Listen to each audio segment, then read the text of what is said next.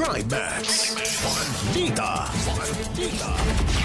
Mga kabrigada, nagkaroon ng paggalaw sa ilang key officials ng Philippine National Police kamakailan matapos nga magretiro ang ilan dito. Pero bukod sa matataas na opisyal ng PNP, asahan umano ang panibagong balasahan bilang paghahanda naman sa 2025 midterm elections. Para sa karagdagan pagdetalye, Brigada Kath Austria, ibrigada mo.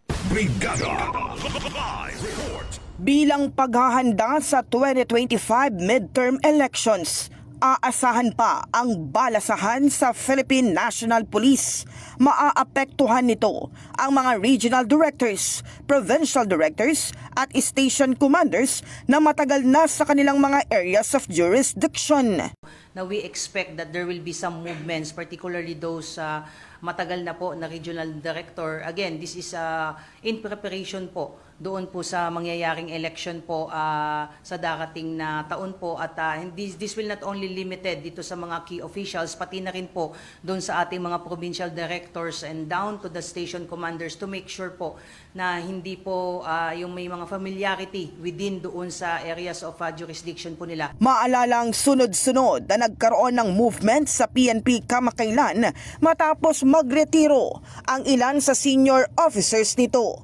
Pinakahuling itinalaga bilang number 2 man sa PNP o officer in charge ng Office of the Deputy Chief for Administration, si dating NCRPO Chief Major General Jose Melencio Nartates Jr. Pinalitan ni Nartates si Lieutenant General Emmanuel Peralta na nagretiro sa serbisyo nitong Agosto. Itinalaga naman si Major General Edgar Alan Ocubo bilang number 4 man sa PNP o Acting Chief of Directorial Staff kasunod ng pagre-retiro ni Lieutenant General John Arnaldo. Ang pwesto ni Nartates at Ocubo ay kabilang sa command group ng PNP.